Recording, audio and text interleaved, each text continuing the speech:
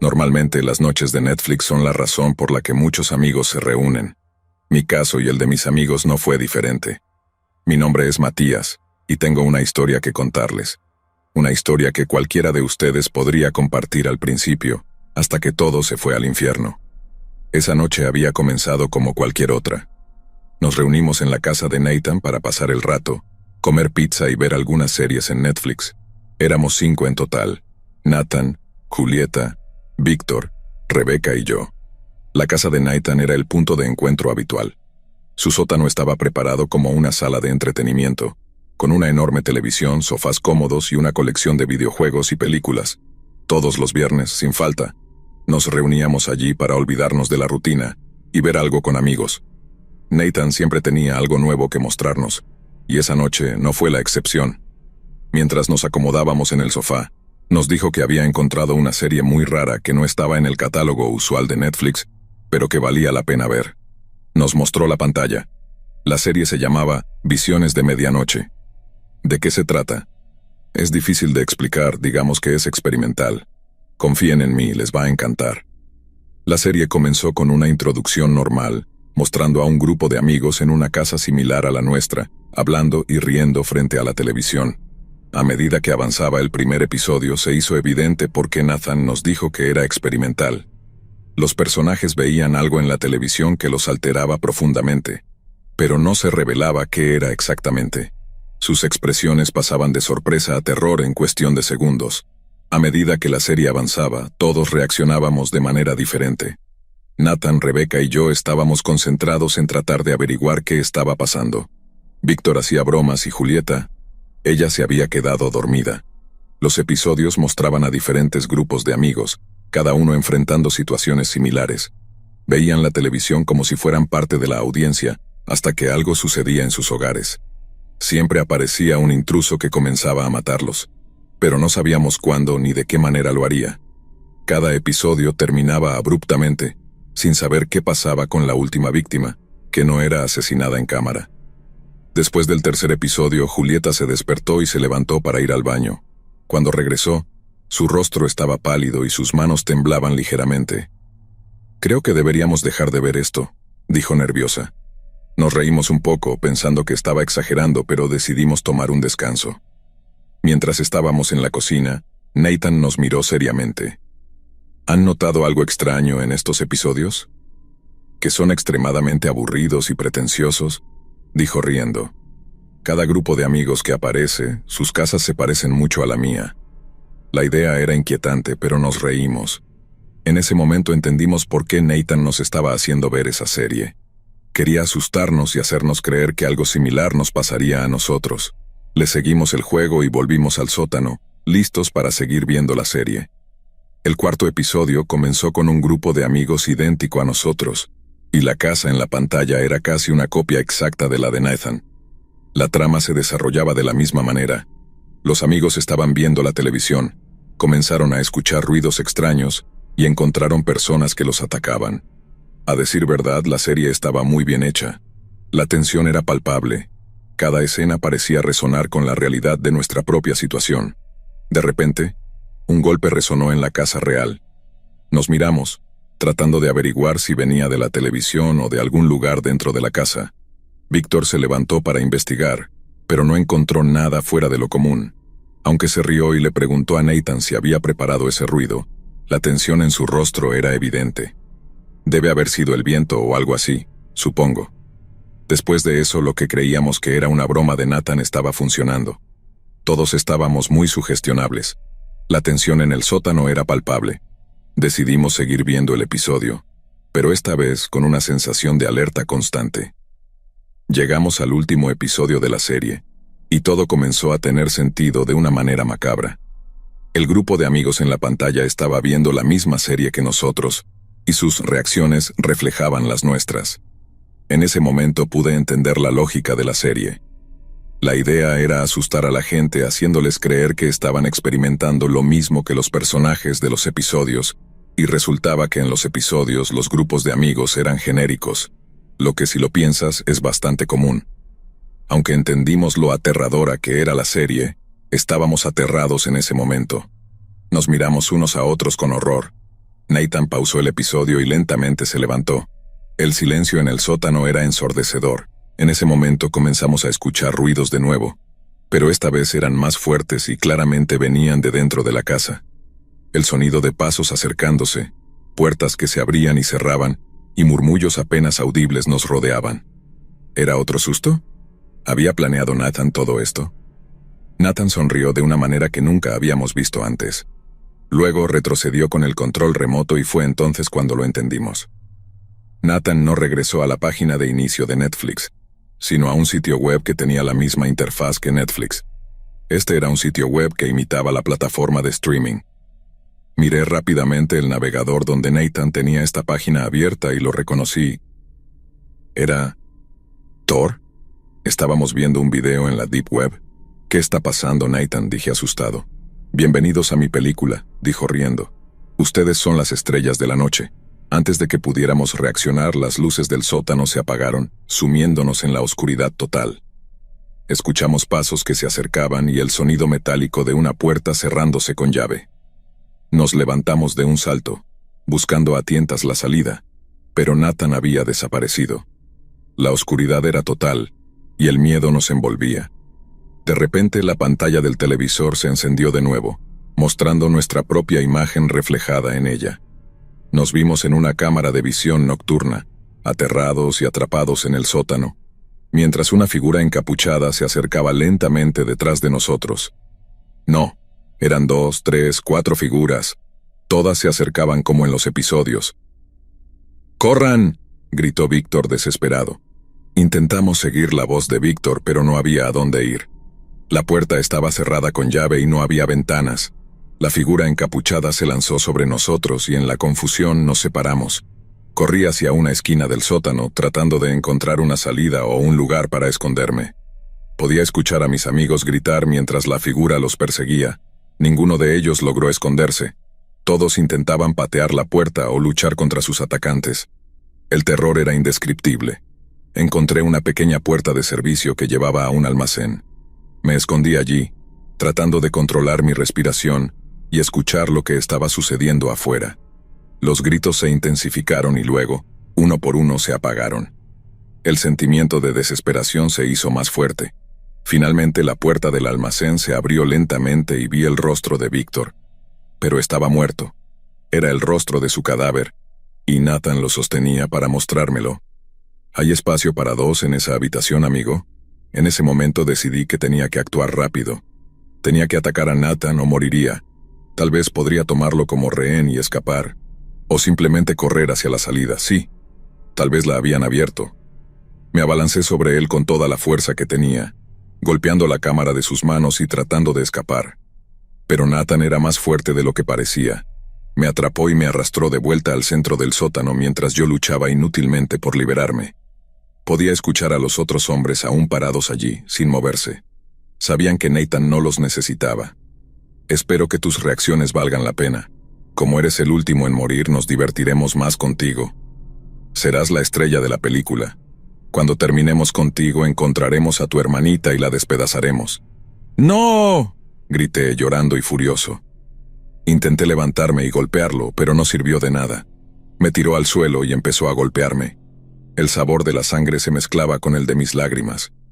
¿Cómo había pasado todo esto? Estaba riéndome con mis amigos y ahora ¿iba a morir? De repente sentí una patada en la cabeza que me dejó aún más aturdido. Empecé a cerrar los ojos. Estaba perdiendo la conciencia. Sabía que, después de eso, nunca volvería a abrir los ojos. Traté de aferrarme a la conciencia, pero mis párpados se sentían pesados, muy pesados. Cuando abrí los ojos, desperté en un hospital, con la cabeza vendada y el cuerpo lleno de moretones. La policía me había encontrado inconsciente en el sótano de Nathan, junto a los cuerpos de mis amigos. Nathan estaba desaparecido, y las autoridades buscaban respuestas. Días después, recibí un correo electrónico anónimo con un enlace a un video. Cuando lo abrí, encontré las grabaciones de esa noche, editadas como si fuera una película de terror. Era la película de Nathan. En el paquete había una nota. Las chicas tomaron malas decisiones. No fue lo ideal, pero tú desempeñaste el papel de la chica final. Felicitaciones por el protagónico, amigo. El video era exactamente lo que pensé que sería. Era el capítulo final de la serie. Esta vez protagonizado por mí y mis amigos. Envié esto a la policía, pero no pudieron hacer nada. Nathan había ganado. Hoy en día vivo cada día pensando que la muerte de mis amigos, el trauma y todo lo que pasé no significaron nada. Solo fuimos otro episodio en esa serie. Un episodio en el que los rostros cambiaron, pero el desenlace fue el mismo.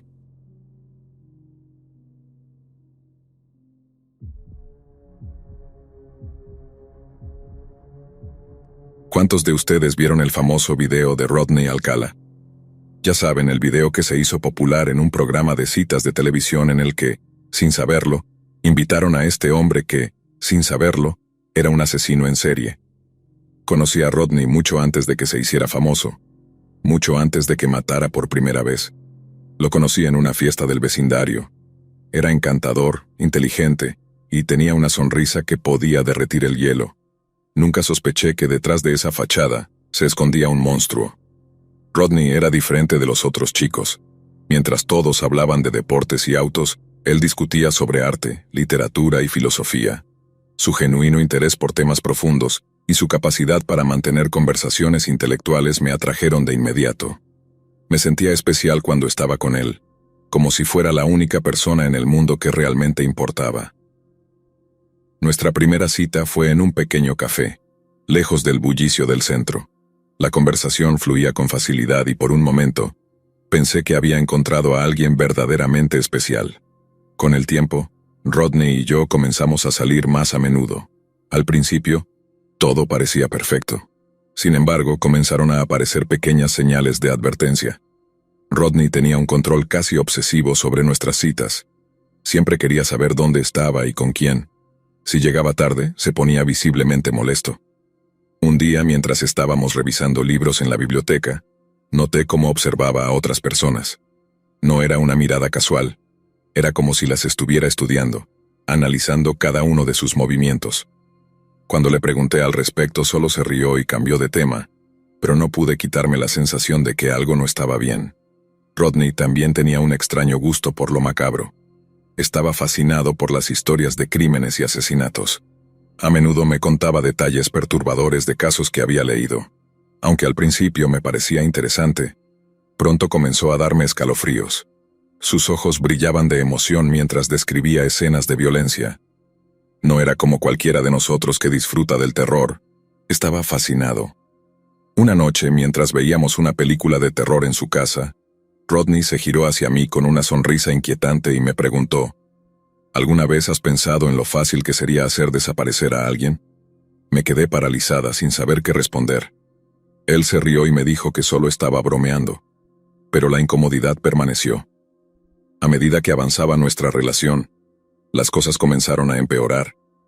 Rodney se volvió cada vez más posesivo y controlador. Sus celos eran irracionales y a menudo me encontraba justificando mis acciones y mis amistades. Mis amigos comenzaron a notar su comportamiento y me advirtieron que tuviera cuidado. Una noche, Rodney me invitó a cenar a su casa. Acepté, pensando que tal vez una noche tranquila podría mejorar las cosas entre nosotros. La cena fue agradable al principio, pero pronto la conversación tomó un giro oscuro. Rodney comenzó a hablar nuevamente sobre su fascinación por los crímenes y la violencia. Después de la cena me llevó a su habitación para mostrarme algo. Abrió un cajón y sacó una colección de cuchillos. «Mira esto», dijo sonriendo. «Cada uno tiene una historia. ¿Te gustaría que te las contara? Aún no han roto la piel. Pero pronto, comencé a sentirme incómoda y le dije que era hora de que me fuera a casa, que mis padres se preocuparían si llegaba después de las 8. Eres especial, no te preocupes, va a mejorar, no te voy a dejar, no voy a ir a ningún lado». Su tono era amenazante, y sentí un escalofrío recorrer mi espalda. Sabía que tenía que alejarme de él, pero no tenía idea de cómo hacerlo sin provocarlo. A medida que pasaban los días, la situación con Rodney se volvía cada vez más tensa. Comenzó a aparecer sin previo aviso en mi casa y en la escuela. Ya no daba excusas para aparecer. Simplemente se quedaba allí, mirándome a la distancia, saludándome desde lejos, incluso cuando le decía que no era necesario que viniera. Ya no se enfadaba como antes. Al contrario, siempre sonreía. Mi instinto me decía que algo terrible iba a suceder, pero no sabía cómo manejarlo. Estoy segura de que te estás preguntando por qué no se lo dije a mis padres, por qué no fui a la policía, por qué no lo dejé. Sé que ahora parece ilógico, pero no sabes lo que era tener a Rodney cerca. Sentía que, no importara lo que pasara, cualquier decisión sería la incorrecta. Si llamaba a la policía me mataría. Si se lo decía a mis padres los mataría a ellos. La única decisión correcta era seguirle el juego. Y supongo que eso es lo que la presencia imponente de un posible psicópata podía hacerle a una adolescente. Más que su novia, me sentía su rehén. Un viernes por la noche, Rodney insistió en que saliéramos en una cita especial. Me llevó a un lugar apartado en las afueras de la ciudad, un viejo parque abandonado. El lugar estaba desierto, y la oscuridad era abrumadora. Me sentía extremadamente incómoda, pero intenté mantener la calma y no mostrar mi miedo. Mientras caminábamos por el parque, Rodney comenzó a hablar nuevamente sobre su fascinación por la muerte. «Sabes, he estado pensando mucho últimamente sobre la fragilidad de la vida», dijo con una voz suave y encantadora. «Es fascinante cómo un solo acto puede cambiarlo todo. Una simple decisión, un pequeño movimiento, y todo puede acabar». Intenté cambiar de tema, pero Rodney no me dejaba. Se acercó más a mí y comenzó a hablar en susurros, aunque estábamos solos. «Imagina, si alguien quisiera deshacerse de ti, lo único que tendría que hacer es asegurarse de que nadie sospechara. Un empujón, una caída, y todo parece tan accidental». Mi corazón latía con fuerza y la adrenalina corría por mis venas.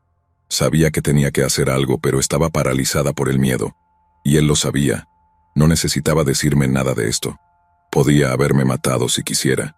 ¿Por qué me advertía? ¿Por qué intentaba asustarme? Estaba disfrutando de esto.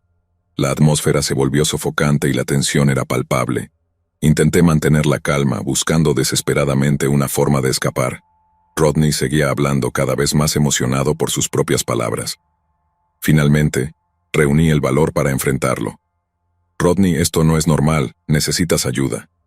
Su rostro no cambió, la sonrisa permaneció y sus ojos estaban llenos de una calma extraña. Me agarró del brazo con fuerza, pero su voz seguía siendo suave y encantadora. «Cariño, no entiendes. No necesito ayuda. Me siento bien. Me siento maravilloso. Soy un hombre muy feliz. Y puedo ser mucho más. Rodney, no me siento cómoda con esto. Quiero irme a casa, de verdad. Tengo sentimientos por ti. Cosas muy fuertes. Por eso quiero darte un regalo. Un poema. Serás mi musa más descuidada. Siempre serás la primera». Intenté liberarme de su agarre, pero no tuve éxito. Rodney me empujó contra un árbol y comenzó a estrangularme.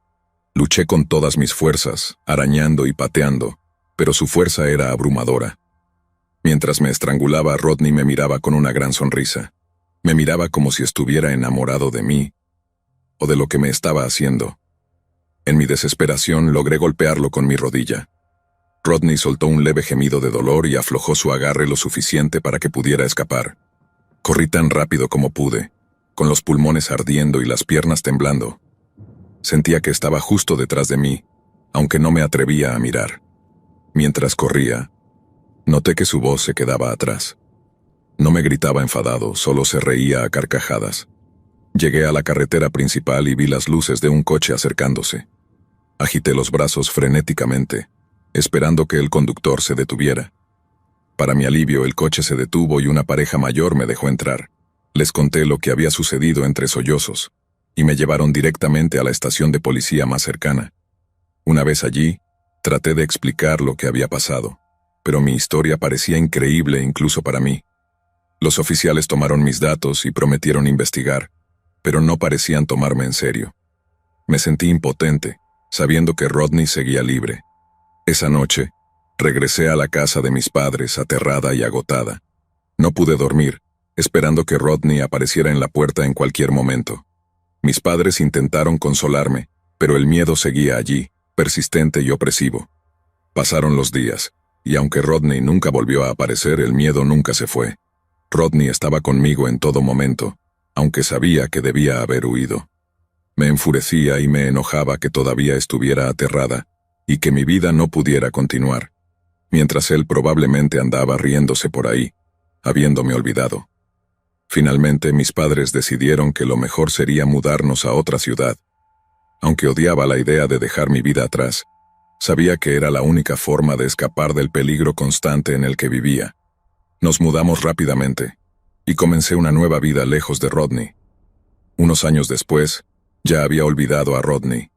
No puedo describir el terror que sentí cuando supe que estaba en la televisión, en ese programa de citas.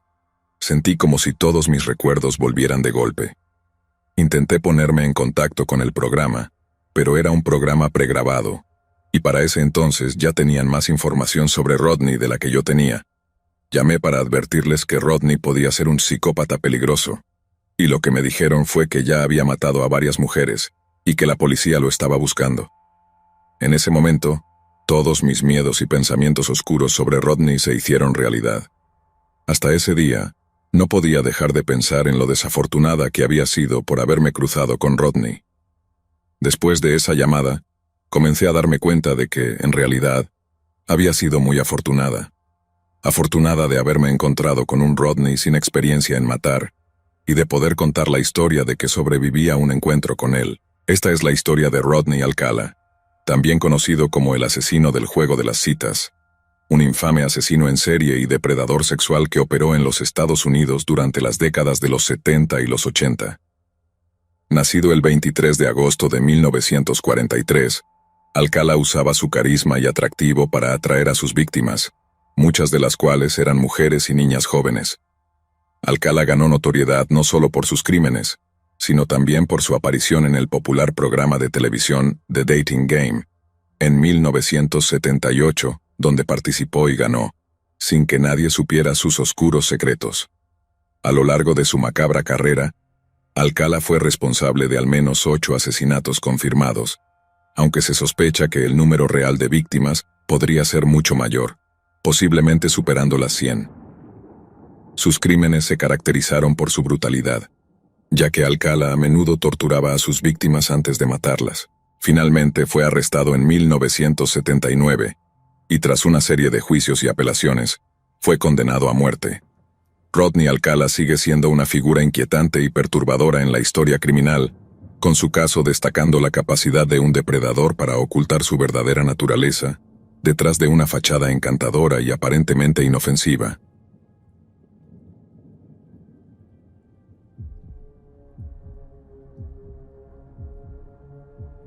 Esto sucedió hace unos meses, en febrero, cuando mi novio y yo decidimos probar una relación abierta por un tiempo, por varias razones. Vivimos por separado en una de las ciudades más grandes del norte de América Central, y hay una población bastante grande de estudiantes universitarios como yo, lo que mantiene fresca a la comunidad gay, así que me estaba yendo bastante bien. Una noche estaba aburrido y desplazándome por Grindr buscando un encuentro casual, cuando recibí un mensaje de un tipo que estaba a menos de 250 metros. No se veía terrible, y yo estaba un poco desesperado, así que acepté ir a su casa. Vivía literalmente a la vuelta de la esquina de donde vivo, podía ver su edificio desde mi ventana, así que caminé hasta allí y me dejó subir a su apartamento. Hicimos una pequeña charla y le mencioné dónde vivía. De hecho, señalé mi ventana desde una de las ventanas en la escalera. Desde el principio pensé que había algo raro en el tipo, no necesariamente malo, solo diferente.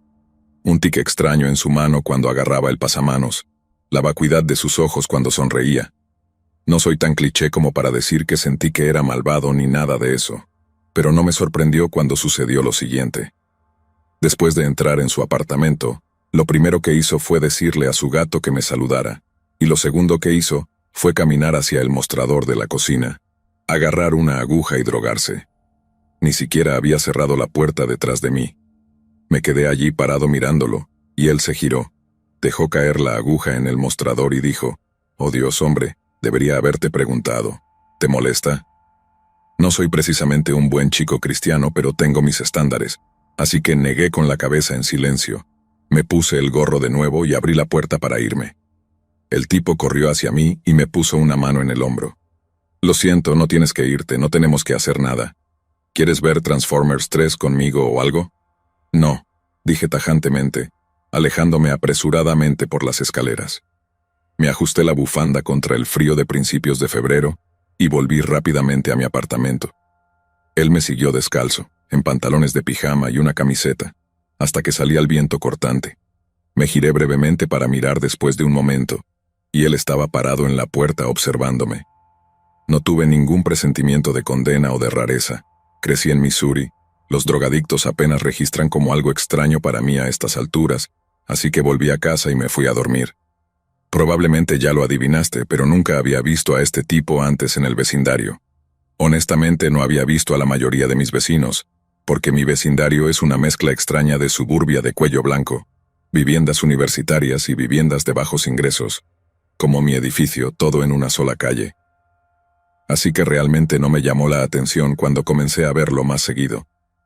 Salía para ir a trabajar por la tarde, y él estaba en la otra avenida, frente a mi edificio, caminando. O cruzaba el estacionamiento de mi edificio, como todos los niños del vecindario. Un par de veces lo vi caminando por el campus, pero siempre giraba para evitarme. Un par de veces lo noté en la tienda de comestibles donde trabajo como barista, pero es la única tienda a la que se puede llegar caminando, y mencionó que no tenía coche. Esto continuó durante todo el mes de febrero. Eventualmente comencé a notar que siempre estaba caminando por la calle frente a mi edificio cuando me iba a trabajar a mi hora habitual, y solo estaba en la tienda cuando yo estaba trabajando. Nunca se acercaba a la cafetería dentro de la tienda, pero me miraba. Un par de veces lo vi entrar, mirarme, fingir que estaba comprando y luego irse sin comprar nada. Empecé a sentirme incómodo, pero no había hecho nada todavía que me hiciera sentir particularmente inseguro. Un día, a finales de febrero, trabajé un turno temprano. Cuando salí, me sentía un poco loco por la falta de sueño. Llegué a mi casa unos 20 minutos antes de mi hora habitual de salida, y en la esquina de la acera, frente a mí, estaba el tipo. Revisaba su reloj una y otra vez y miraba hacia arriba. Hice un poco de análisis deductivo y seguí su mirada hacia mi ventana del salón. Luego miré hacia abajo y lo miré. Él me miró directamente a los ojos. Hubo un momento de tensión mientras nos mirábamos. Como dije, este tipo no daba malas vibras o de maldad. He conocido a personas que sí lo hacen. No, lo que vi en los ojos de este tipo, en su rostro, era algo mucho más humano y mucho más aterrador. Desesperación, soledad, dolor y rabia. Corrió tras de mí. Pero yo mido 1,93 m y fui corredor de velocidad en la escuela, mientras que él era un adicto de 1,73 m, usando sandalias en el hielo. Llegué a la primera puerta de mi apartamento, me escaneé a través de la segunda, y la cerré con llave detrás de mí. Él atravesó la primera puerta que estaba sin llave, intentó abrir la segunda, intentó presionar el botón para discapacitados para abrirlas, y luego se dio por vencido. «Mira, hombre, lo siento», gritó, poniendo una mano sobre el cristal de la puerta. «¿Podemos hablarlo?» Yo negué con la cabeza absolutamente no. «Déjame en paz», le dije. Luego me di la vuelta y me dirigí hacia el ascensor. Cuando me giré de nuevo ya se había ido hacia la nieve. No lo vi durante un par de semanas después de eso, lo cual fue agradable porque a mi novio le gusta caminar por la calle frente al apartamento de ese tipo, cuando se queda conmigo, y necesita salir a fumar. Una noche, mi novio estaba en mi casa. Había salido a fumar antes de que nos fuéramos a dormir y me mencionó que la próxima vez que saliera quería que fuera con él. «¿Por qué?», le pregunté abrazándolo mientras temblaba. «Es de noche y hace frío, y a veces me pongo paranoico ahí fuera», murmuró en mi pecho.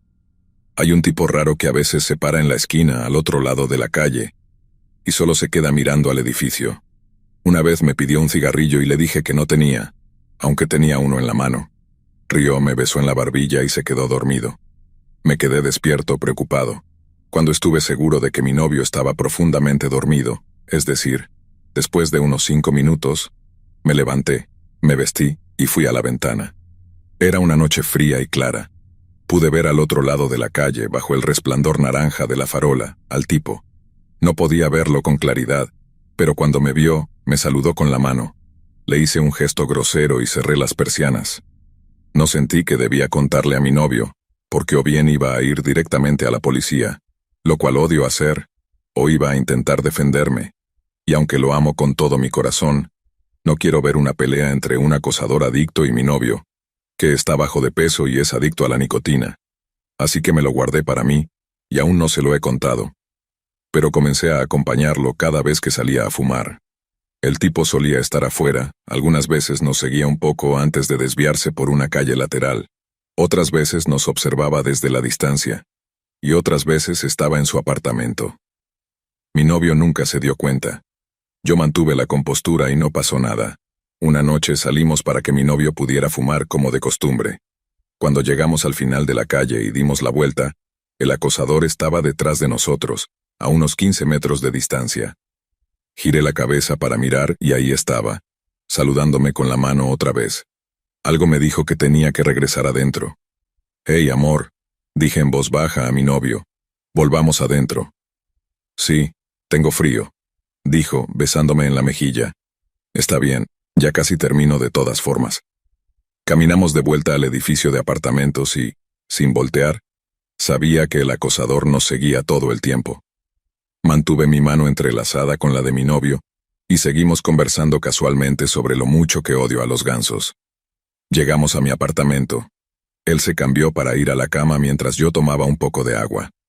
Nunca había vivido en un apartamento antes, así que no sé si es raro o no.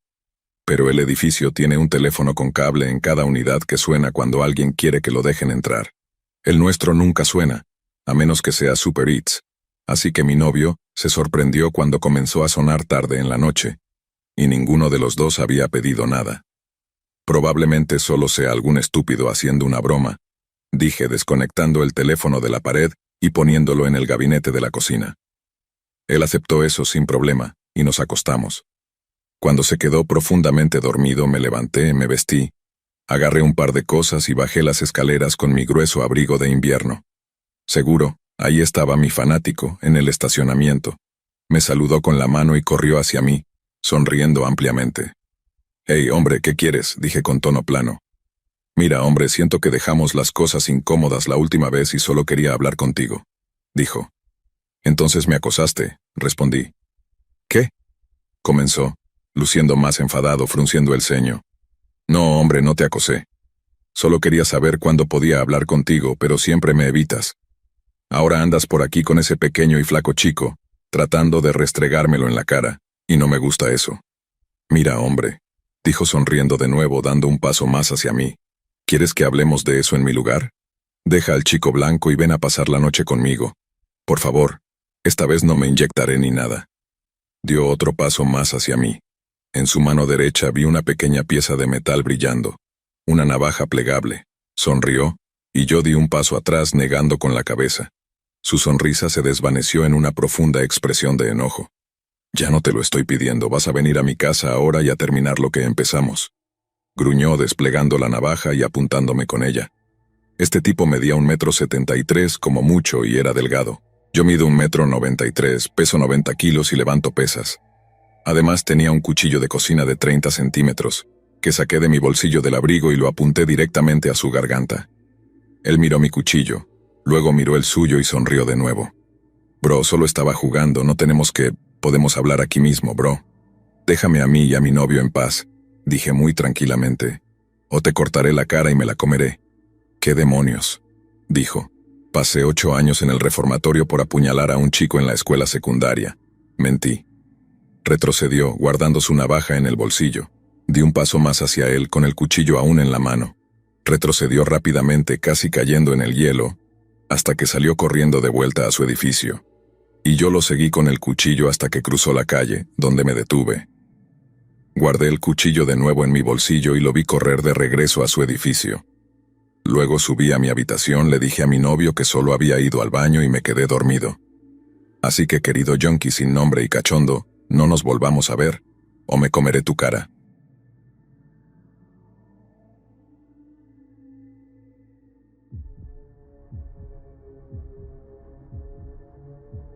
Hace unos años me enviaron a Corea por mi universidad. Me dijeron que para mi carrera tenía que ir a algún lugar de Asia, y mi amiga me había hablado muy bien de Corea. Yo no sabía nada sobre el país, pero decidí, ¿qué demonios? Y me embarqué en un viaje de un semestre. Solo había tenido un novio serio en mi vida, con quien había terminado unos meses antes. Tampoco me gustaban las aventuras de una noche y no me atraían los chicos en los clubes de Seúl, pero aún así quería tener algún tipo de experiencia romántica, supongo. Así que mi amiga me recomendó usar una aplicación de citas para conocer coreanos que hablasen inglés. De esa manera, podría conocer a alguien y experimentar la cultura de citas local. Pensé, soy joven, ¿por qué no? Estaba tan ansiosa por tener nuevas experiencias. Tal vez suene tonto intentar salir con alguien en un país extranjero, pero al final me funcionó. Solo que no en la primera cita. Lo conocí en una aplicación de citas después de haber estado en Seúl durante unas 3 semanas. Vamos a llamarlo Nahuel.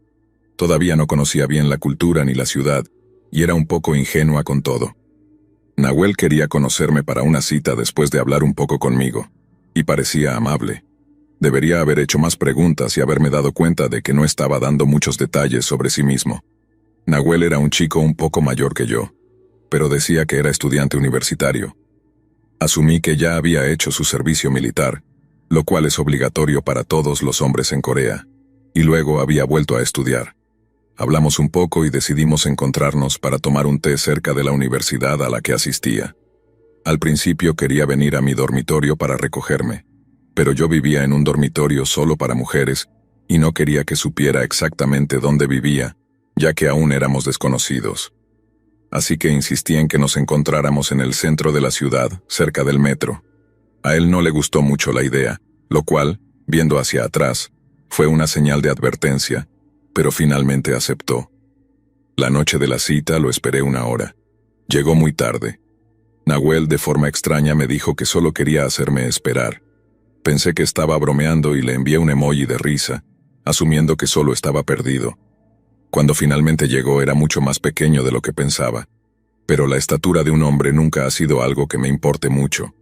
También era bastante delgado. Tal vez bajé la guardia porque no lo veía como una amenaza física, lo cual fue un error al final. Desde el principio fue demasiado efusivo conmigo y respiraba de forma rara y pesada. Me sentí muy incómoda con su comportamiento. Usualmente soy muy tolerante con diferentes tipos de personalidad, pero esto era muy extraño para mí. Me habían dicho que los hombres coreanos eran educados y no tan efusivos en la primera cita. Además, estaba vestido de manera extraña, con ropa de negocios para una cita, pero pensé que tal vez era algo típico de Corea. De nuevo, era ignorante y no sabía nada sobre la cultura en ese entonces. Lo primero que me dijo fue, «No eres tan blanca como pensé que serías». Al principio pensé que era un error de traducción, pero su inglés era casi perfecto, así que le pedí que me aclarara lo que quería decir, y lo repitió. «Pensé que serías más blanca. Tu piel es más oscura de lo que pensé, y tus ojos no son tan verdes. ¿Eres europea pura?» En ese momento me sentí oficialmente incómoda. Primero, soy irlandesa y escandinava, así que soy bastante blanca. Así que el hecho de que pensara que podría ser aún más blanca era gracioso. ¿Por qué le importaba en primer lugar? ¿Por qué mi color de piel era relevante para él y por qué lo mencionaba? Durante la cita mencionó 3 veces que desearía que mis ojos fueran más verdes, y cada vez yo le respondía que tal vez mis fotos en línea me hacían parecer más clara, y lo descartaba como si fuera un comentario nervioso, o su forma de intentar iniciar una conversación. Es gracioso las excusas tontas que haces por las personas cuando estás asustada. Cuando llegamos al lugar del té intenté pedir un té de frambuesa básico, pero me detuvo y me dijo que tenía que probar un té especial. Pensé que era raro que quisiera elegir mi té por mí, pero de nuevo en mi cabeza lo descarté. Insistió mucho en que solo bebiera ese té, y finalmente accedí. Estos pequeños detalles se vuelven más extraños más adelante. Después del té, me pidió que recorriéramos mi universidad. Ya era de noche, pero la escuela estaba muy bien iluminada, así que acepté. Durante todo el tiempo que caminábamos se detenía aleatoriamente y me abrazaba por largos periodos. Al principio lo dejé pasar, pero luego lo detuve, y él seguía intentándolo. Seguía abrazándome y respirando fuerte en mi cuello. Era muy incómodo. Además, no me decía ningún detalle personal sobre sí mismo. Le hice muchas preguntas, tratando desesperadamente de distraerlo de los incómodos abrazos y de intentar conocerlo, pero nunca me decía nada. Incluso llegó a decir en un momento, «Soy un hombre misterioso», como si fuera una línea de película. También dijo algo como, «Me parezco mucho a mi personaje favorito de cine». Le pregunté quién, pero dijo que tendría que descubrirlo por mi cuenta. Finalmente dijo, «Voy a ir a un área oscura, y en mi cabeza grité, «¡Ni loca!». En ese punto quería que la cita terminara rápido. De alguna manera sabía que había una zona boscosa detrás de mi campus, y dijo que debíamos ir allí. Le dije que no, que quería quedarme cerca del campus principal, pero seguía insistiendo. Finalmente me agarró del brazo y comenzó a arrastrarme hacia allí. Dijo, «No puedo dejar que nadie vea», y comencé a entrar en pánico. Finalmente logré soltarme de su agarre y le exigí que nos fuéramos de inmediato de vuelta a la carretera principal. Mirando hacia atrás, no sé por qué no pedí ayuda o me enojé. Tal vez estaba asustada, pero simplemente comencé a caminar rápido de regreso a la carretera principal y él me siguió. Terminamos frente a un hospital cerca del centro de la ciudad, y le dije que era hora de que se fuera. Le di una excusa y él comenzó a rogarme por otra cita. Le dije que podríamos encontrarnos al día siguiente, lo cual fue mentira, y que le enviaría un mensaje más tarde. Solo quería alejarme de él en ese momento. Estaba fingiendo que todo estaba bien solo para que se fuera. De repente pensé que se inclinaba para besarme y pensé, «Oh Dios, no», pero fue mucho peor. En lugar de eso sentí dolor en mi cara. Tardé un segundo en darme cuenta de que estaba mordiéndome la cara, como un perro. Nunca había sentido esa sensación antes. Inclinó su cabeza de lado y me mordió la nariz y la mejilla con todas sus fuerzas. Grité y lo empujé. Su rostro se veía tan extraño que apenas tuve tiempo de reaccionar con palabras. En lugar de eso, corrí por la acera hasta que vi una tienda de conveniencia a la derecha. Corrí hacia el fondo de la tienda, me agaché y comencé a llorar. El dueño de la tienda comenzó a gritarme, pero no podía explicarle mi situación. Solo le rogué en inglés que me dejara quedarme. Terminé comprando una paleta para poder quedarme allí. Dios, ojalá hubiera aprendido algo de coreano en ese momento. Supongo que Nahuel no me siguió. Aparecía fuera de la tienda y no lo vi. Le envié un mensaje a una amiga y esperé a que viniera a recogerme para llevarme de regreso a mi dormitorio. En el camino, le envié un mensaje a él básicamente diciéndole que se mantuviera alejado de mí, que era un idiota y que no debería morder a las mujeres. Le dije algo como que iba a llamar a la policía, y luego lo bloqueé. Estaba tan asustada de caminar por los alrededores de mi escuela después de eso. Tenía miedo de que de alguna manera me encontrara. Estoy muy agradecida de no haberle permitido recogerme en mi dormitorio. Llamé a mi madre para contarle lo que había pasado cuando de repente me preguntó, «Espera, ¿qué te pidió?». Luego juntó algunos detalles y se dio cuenta de que todas estas cosas extrañas tenían que ver con los libros de 50 sombras de Grey.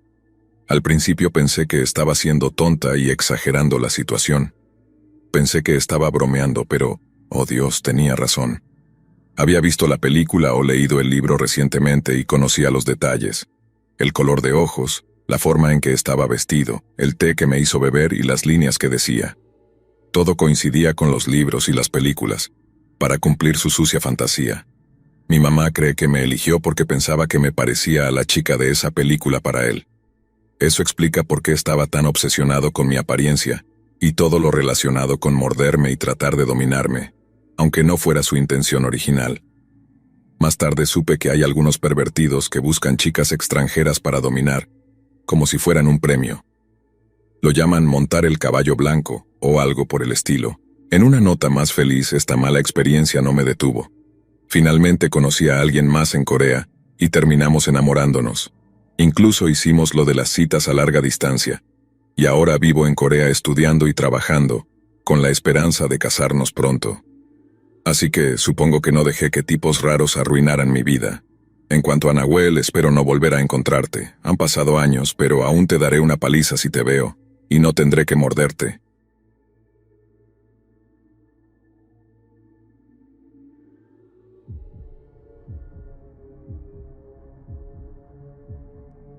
Hace un tiempo decidí que necesitaba volver a salir y empezar a conocer gente. No estaba necesariamente buscando una relación, pero conocer personas en bares no me estaba funcionando. Así que, como la mayoría de las chicas solteras en la universidad, descargué una aplicación de citas. Conocí a mucha gente y hablé con ellos en línea, lo que en realidad me dio la confianza para intentar salir en una cita de vez en cuando. No me encontré en persona con muchos de estos chicos, pero hubo algunos. La mayoría no llevó a una segunda cita, pero hubo una que fue peor que las demás. Conocí a este chico, Alan, y planeamos salir a cenar. Dijo que quería llevarme a un restaurante agradable en el pueblo entre nuestras ciudades, pero cuando llegó el día no contestó su teléfono. Al día siguiente me contacta con una historia sobre haberse quedado atrapado en el trabajo y haber olvidado su teléfono en casa. Excusas. No me lo creí mucho, pero quiso reprogramar la cita. Estúpidamente acepté. Llega el día y me dice que lo encuentre en su casa y que él nos llevará al restaurante donde había hecho reservaciones. Me dijo que llegara con hambre como 3 veces, y seguía recordándome que no comiera antes. Supuse que el lugar servía porciones grandes. Ahora no me gusta mucho conocer a alguien por primera vez en su casa ni subirme a su coche, pero habíamos estado hablando por más de una semana, así que pensé, ¿qué demonios? Pero cuando estaba cerca, me llama y me dice que estacione en un aparcamiento más adelante. Raro, pero bueno, supuse que tenía un camino de entrada pequeño. El problema es que nunca le dije qué coche conducía, pero entró al aparcamiento justo detrás de mí y me mandó un mensaje diciendo que estaba estacionado a 2 espacios de distancia. Primera señal de alerta. Así que me subí a su coche, en contra de mi mejor juicio, y empezamos a dirigirnos hacia el restaurante. No sabía exactamente dónde estábamos, no estoy muy familiarizada con el pueblo, pero conozco el restaurante al que íbamos, y no debería haber estado a más de 10 minutos en una carretera principal. Pero casi 25 minutos después, estábamos conduciendo por un camino oscuro y apartado, así que lo miré y le dije, «Oye, ¿a dónde demonios vamos?». Entonces procedió a decirme que no me había contado toda la historia. Al parecer, cuando llamó para hacer las reservaciones, tuvo que llamar 3 veces antes de que le contestaran, y cuando finalmente lo hicieron, le dijeron que se habían mudado de ubicación y le dieron una descripción de dónde estaban. Mi estómago se hundió cuando me di cuenta de que habíamos pasado esa intersección probablemente unos 5 minutos antes. Además, me di cuenta de que no tenía ninguna dirección puesta en el GPS, aunque el GPS estaba encendido. Segunda señal de alerta. Entonces, saqué mi teléfono, busqué el nombre del restaurante y me apareció que el negocio estaba cerrado por el día. Tercera señal de alerta. En este punto, sí, sé que estaba siendo estúpida, pero me quedé. Seguimos conversando y conociéndonos, aunque la forma en que él hacía las cosas me parecía inquietante. No pudo encontrar el restaurante y simplemente dijo, «No te preocupes, sé de un lugar al que podemos ir», y condujo más lejos en la oscuridad, hasta detenerse en un sendero en el bosque. Me dijo que teníamos que caminar el resto del camino. Me dijo que íbamos a observar las estrellas. El lugar era hermoso y todo. Pero durante todo el camino a través del bosque hasta el claro, él no dejaba de hacer bromas sobre cómo juraba que no era un asesino en serie o algo así, y me pedía que le prometiera que no le robaría las llaves del coche y lo dejaría allí. Cuarta señal de alerta. No estoy segura de cómo explicarlo, pero durante la mitad de la noche no dejaba de mentirme. Me contaba estas grandes historias elaboradas y detalladas, y luego terminaba diciendo, «Es broma, eso nunca pasó». Fue gracioso la primera vez cuando intentó convencerme de que se había emborrachado tanto una noche en la universidad que se había hecho un piercing en el pene. Pero después de 2 horas de esta mierda me di cuenta de que solo estaba bromeando con casi todo lo que había dicho. Me di cuenta de que no sabía nada real sobre este chico. Quinta señal de alerta. Sí, sé que soy una idiota. Estábamos hablando de ir a ver una película a su casa. Estaba de acuerdo y luego de repente cambió de opinión y detuvo el coche frente a un parque. Dijo que prefería quedarse allí. Empezó a desafiarme a correr desnuda hasta el parque y me hacía preguntas personales extrañas y sexuales. De repente me exigió saber si lo iba a besar o no antes de que terminara la noche, y dijo que quería ponerse bálsamo labial primero. Este chico literalmente me hizo buscar en mi bolso un bálsamo labial mientras él se sentaba en el asiento del conductor, haciendo un gran espectáculo de lamerse los labios. Le dije que no tenía bálsamo labial, y me dijo que estaba bien, pero luego dijo, «¿Por qué no te arrastras hasta aquí y me muestras lo que tienes?», mientras daba palmaditas en su regazo. Le dije que no me sentía cómoda con eso, y entonces procedió a rodearme e intentar arrastrarme a su regazo usando mi trasero como palanca. Le dije de nuevo que no tenía intención de acostarme con él ni con nadie en una primera cita, y me dijo de nuevo que estaba bien, pero luego dijo, «¿Qué tal un pequeño avance de 2 minutos?». La última señal de alerta con sirenas sonando en mi cabeza. Me enojé en ese momento. Esto fue después de que me pasara días diciéndome lo mucho que odiaba a los hombres que intentaban forzarse sobre las mujeres. Decía que no entendía cómo alguien podía hacer eso, mucho menos disfrutar de ello. Esto después de que dijo que no quería sentarse demasiado cerca de mí mientras observábamos las estrellas para no incomodarme. Fue como si hubiera cambiado de personalidad. Le dije que intentar forzarme no iba a hacerme más propensa a aceptar, y le recordé que se suponía que era un caballero, como me había estado diciendo toda la noche. Me dijo que solo pensaba que estaba asustada, y nuevamente intentó tomarme de la mano. Le dije nuevamente que no iba a pasar, y él se quedó molesto por eso. Estaba buscando desesperadamente una excusa para que me llevara de vuelta a mi coche cuando sacó su teléfono. Abrió un hilo de mensajes de texto, y luego me miró, y dijo que había recibido un mensaje de su tío diciendo que algo había pasado en la casa, y que necesitaba irse lo antes posible. Ya estaba harta en ese punto, pero odio que me mientan. Si no la estabas pasando bien, podrías haber dicho simplemente que querías terminar la noche. ¿Por qué mentir? ¿Por qué inventar falsas intenciones y luego actuar deliberadamente de la manera opuesta a lo que dijiste? Simplemente ¿por qué? Para empeorar las cosas, me dejó en mi coche en un aparcamiento oscuro a la medianoche, y luego se fue antes de que siquiera llegara a mi coche. Obviamente, no hubo una segunda cita. Pero lo peor es que pasé por la antigua ubicación del restaurante unos días después. Nunca se mudó. Todavía está abierto y justo en la carretera principal. Y su casa está a unos 2 minutos de distancia. ¿A dónde demonios me estaba llevando? Así que, psicópata de Bumble, no volvamos a encontrarnos. Apestas.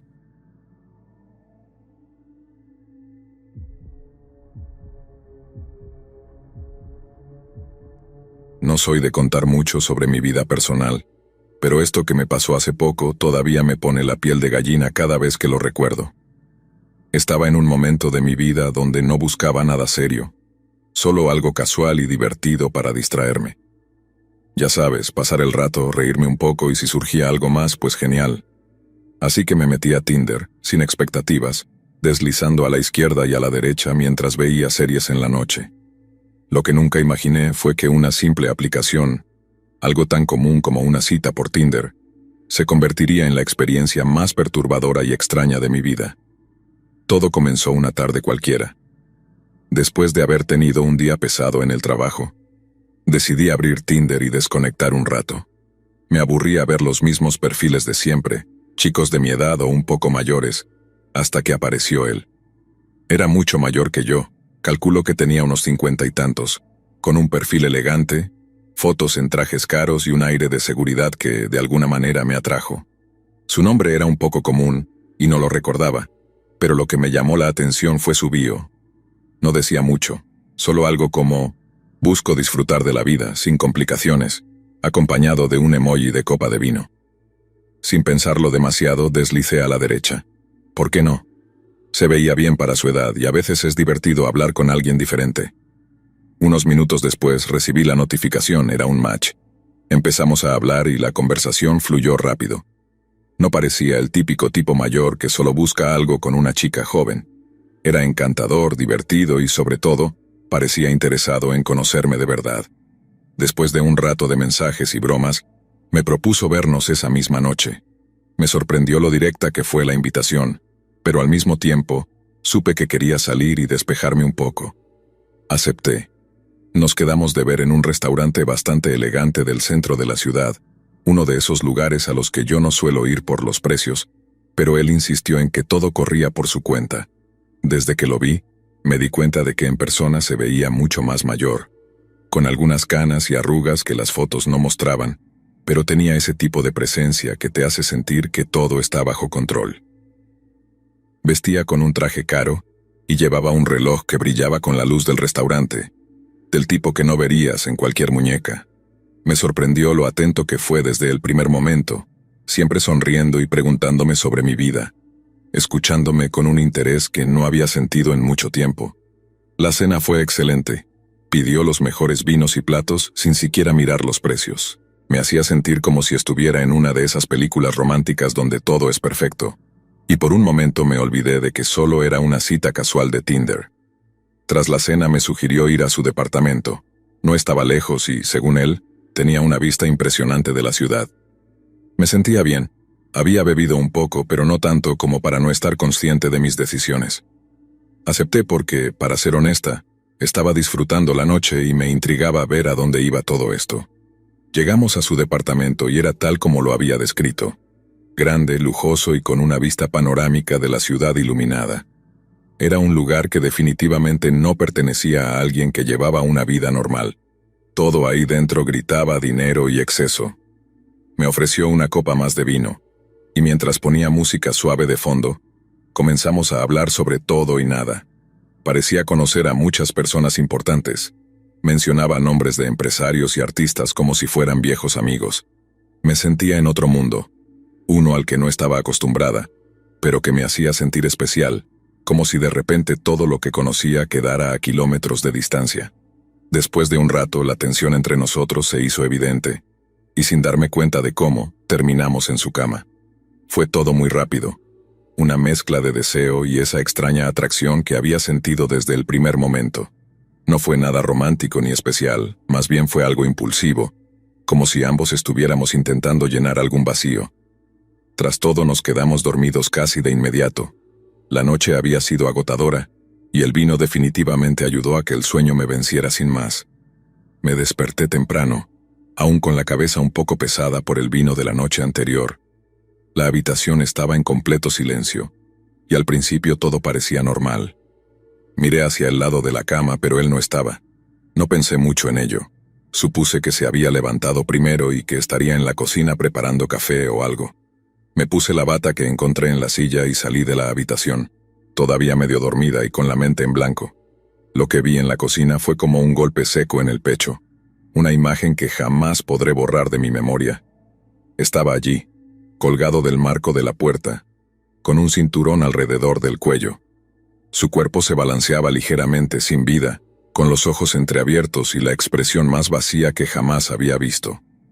Me quedé paralizada, incapaz de moverme o de procesar lo que estaba ocurriendo. El hombre con el que había pasado la noche estaba muerto, y no tenía idea de por qué ni cómo había llegado a esa decisión. El primer impulso que tuve fue gritar, pero no salió ningún sonido de mi boca. Me sentía atrapada en una pesadilla, una que parecía irreal pero que al mismo tiempo estaba ocurriendo frente a mis ojos. Mis manos temblaban tanto que no podía ni sostener el teléfono para llamar a emergencias. Después de unos minutos que se sintieron eternos, logré marcar y apenas pude decir algunas palabras coherentes. En menos de lo que esperaba, la policía y los paramédicos estaban en el lugar, llenando el departamento con su presencia, pero la escena seguía igual. Él, colgado, y yo, destrozada y en shock. Me llevaron a una sala aparte, me hicieron preguntas que apenas podía entender. El protocolo fue agotador. Revisaron mi identificación, tomaron declaraciones y me interrogaron una y otra vez sobre lo que había pasado la noche anterior. Les conté todo, cómo lo conocí, la cena, el departamento, cómo simplemente nos quedamos dormidos. Sabía que debía decir la verdad, pero también sentía que todo lo que decía sonaba tan surrealista que temía que no me creyeran. Los oficiales me observaban con una mezcla de incredulidad y sospecha, y cada minuto que pasaba en ese lugar me sentía más vulnerable y expuesta. Después de horas de interrogatorios, finalmente me dejaron ir. Me dijeron que el caso se trataría como un suicidio y que, hasta donde podían ver, yo no tenía nada que ver con su muerte. Aún así, el miedo no me dejaba en paz. ¿Qué había pasado por su mente? ¿Por qué lo hizo? No me conocía.